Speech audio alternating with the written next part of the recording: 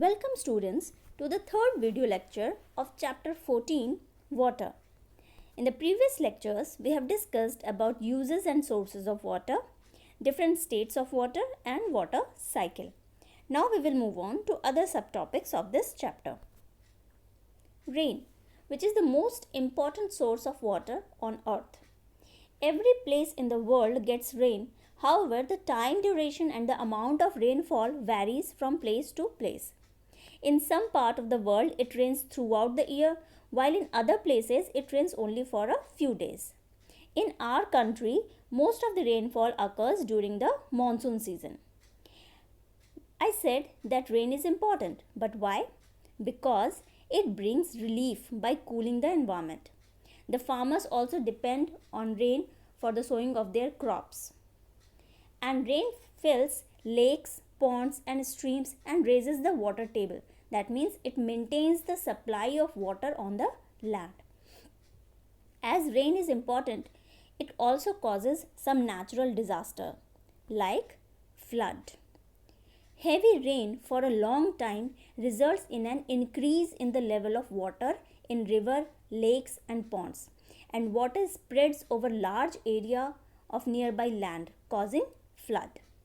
It damages crops and seriously injure and may lead to death of domestic animals and human lives also. It also leads to soil erosion. So basically flood affects the economy of the country due to diseases, starvations, loss of life and property. The another natural disaster which is again caused by the rain is the drought, which is just opposite of the flood. It is the absence of rain in a particular region for a long time, leading to severe shortage of water. Is called drought. In the drought condition, the soil becomes very dry and hard and it begins to crack, which you can see in this picture. The vegetation almost died. There is a shortage of fodder for domestic animals, and in extreme drought conditions, lakes, ponds and even small rivers may dry up. This leads to severe shortage of water.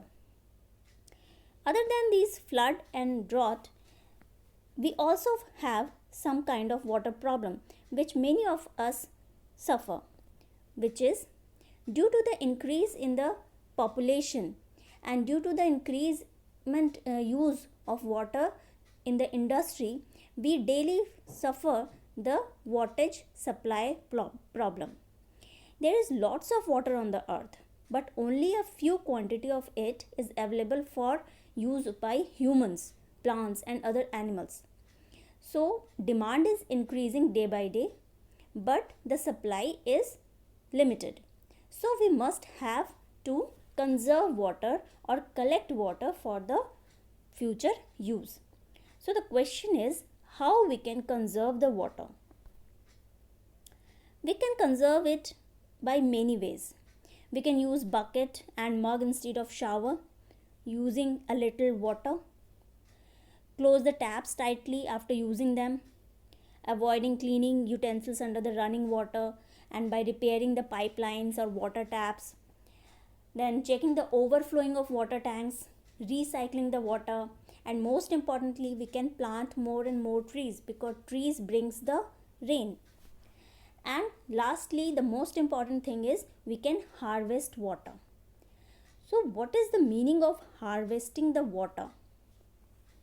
Harvesting of water is, it is a process of collecting rainwater from roof and street and storing it for the further use or future use. Basic idea behind rainwater harvesting is catch water where it falls. That means we have to catch the rainwater and preserve it for the future use.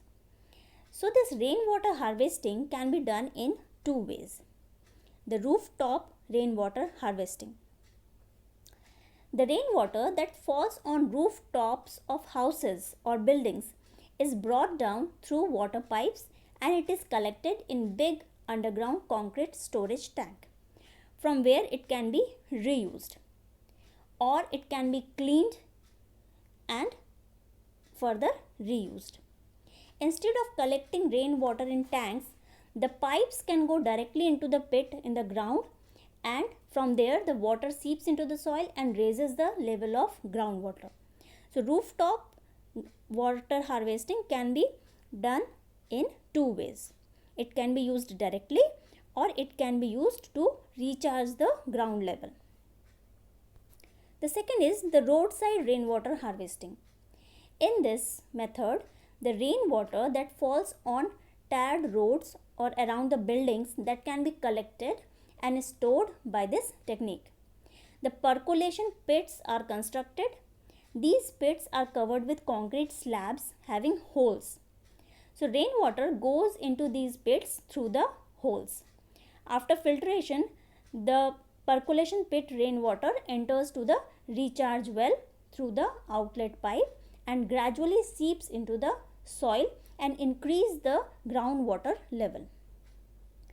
So student, I hope you have understood the importance of water in our daily life. So students, now I have an assignment for you all.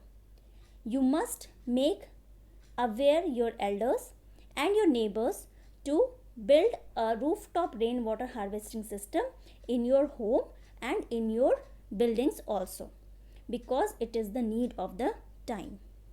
So students, it is a very big responsibility to you, so you must have to do this. Now students, we will meet in the next video with another chapter and another interesting topics. Till then, stay safe and healthy. One more thing, follow worksheet 4 for the exercise part of this chapter. Till then, stay safe and healthy. Thank you.